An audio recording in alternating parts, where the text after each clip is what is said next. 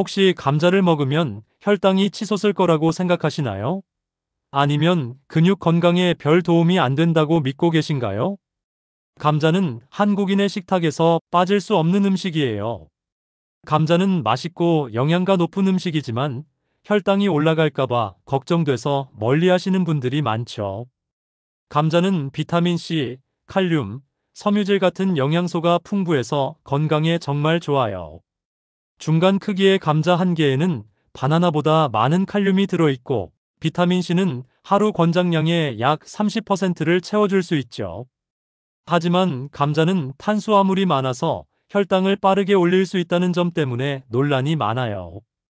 그렇다고 감자를 완전히 끊어야 할까요? 절대 아니에요. 감자는 조리법과 섭취 방법을 잘 조절하면 혈당 관리에 부담 없이 즐길 수 있는 음식입니다. 오늘 영상에서는 이런 오해를 풀고 감자를 어떻게 먹으면 혈당 걱정을 덜고 동시에 종아리 근육 건강까지 챙길 수 있는지 과학적으로 알려드릴게요.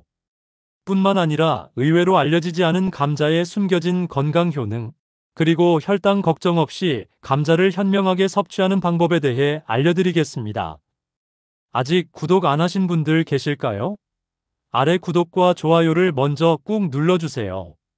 주변의 소중한 분들께 공유도 해주시고 건강 채널 TV도 많이 소개 부탁드립니다. 먼저 감자에 대한 오해부터 풀어볼까요? 우리나라에서는 전통적으로 쌀이 주식이었기 때문에 감자는 간식이나 부식으로 여겨졌습니다. 하지만 세계적으로 보면 감자는 주요 식량 작물로 영양가가 매우 높은 식품입니다.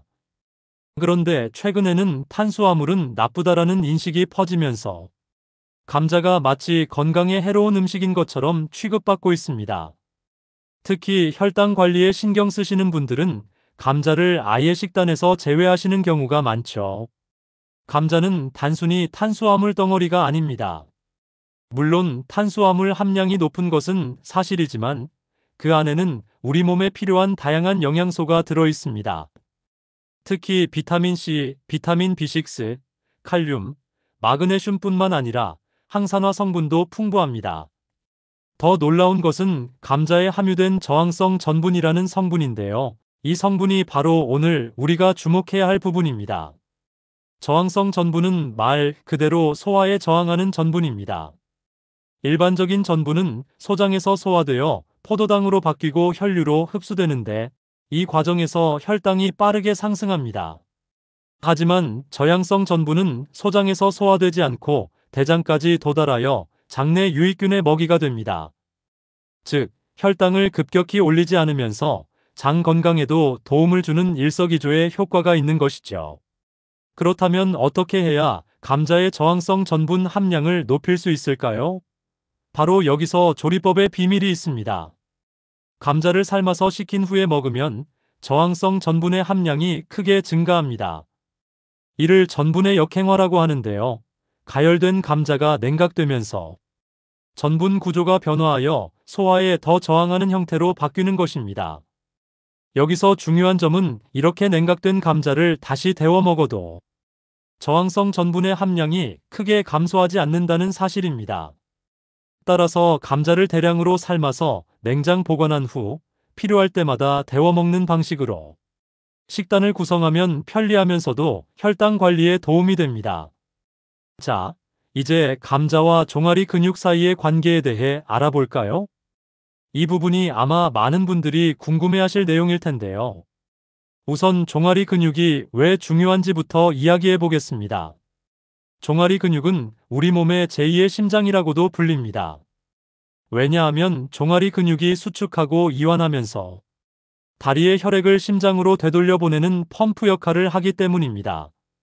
나이가 들수록 이 근육이 약해지면 혈액순환이 원활하지 않아 다리가 쉽게 붓고 정맥류나 심부정맥 혈전증 같은 문제가 생길 위험이 높아집니다. 그런데 감자에 풍부하게 함유된 칼륨은 근육 기능 유지에 필수적인 미네랄입니다. 칼륨은 나트륨과 균형을 이루어 체내 수분 균형을 조절하고 근육 수축과 신경 전달에 관여합니다. 중년 이후에는 체내 칼륨 수치가 떨어지기 쉬운데 이때 충분한 칼륨 섭취는 근육 약화를 방지하는 데 도움이 됩니다. 감자 한 개에는 약 600mg의 칼륨이 들어있는데 이는 바나나 한 개에 함유된 양보다 더 많습니다. 또한 감자에는 근육 합성에 필요한 양질의 단백질도 포함되어 있어 적절히 섭취하면 근육 유지와 발달에 긍정적인 영향을 미칩니다.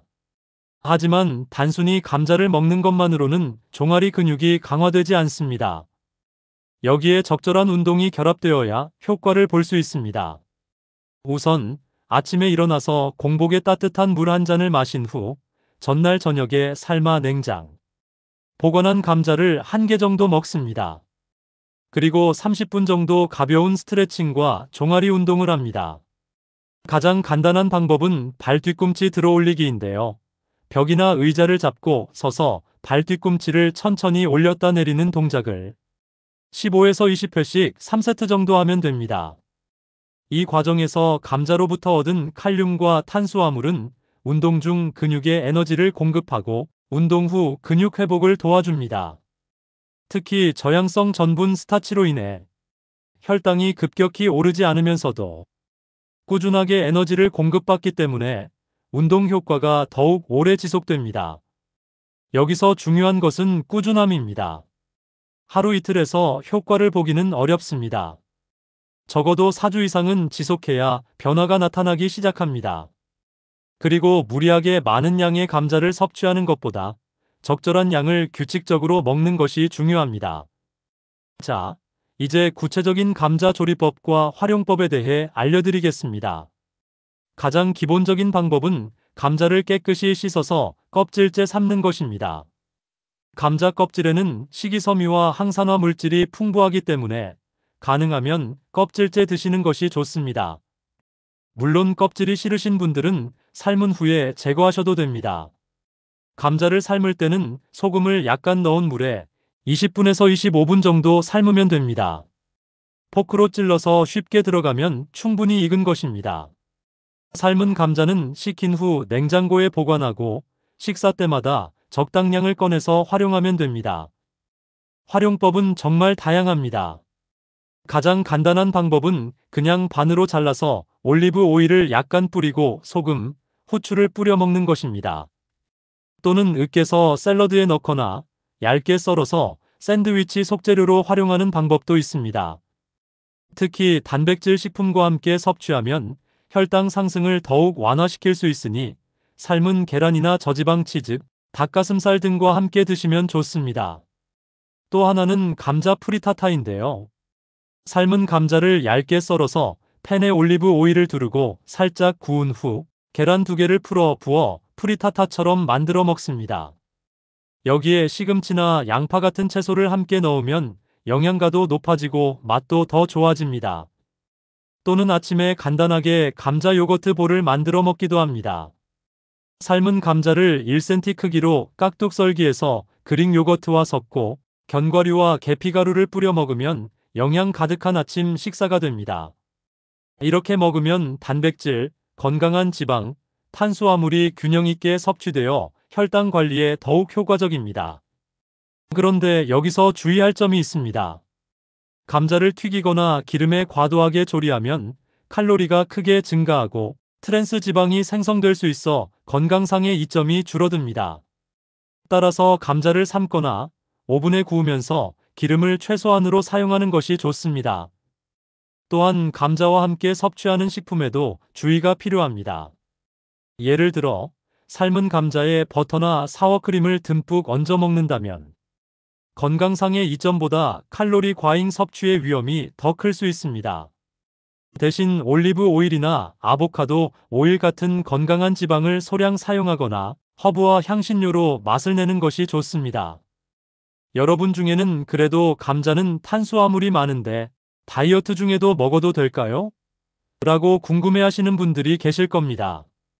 결론부터 말씀드리자면 적당량의 감자는 오히려 다이어트에 도움이 될 수 있습니다. 감자는 포만감을 오래 유지시켜주는 식품 중 하나로 식욕 조절에 도움이 됩니다.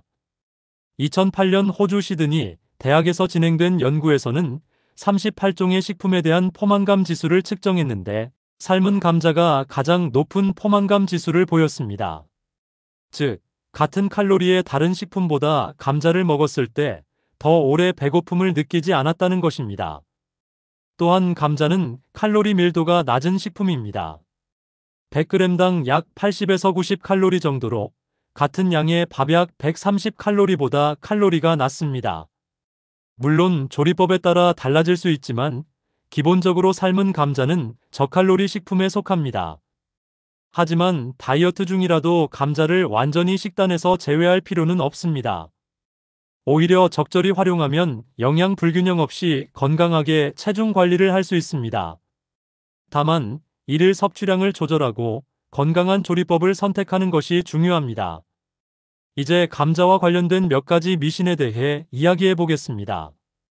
첫 번째로 감자는 살찌는 음식이다라는 인식인데요. 앞서 말씀드렸듯이 감자 자체는 저칼로리 식품입니다.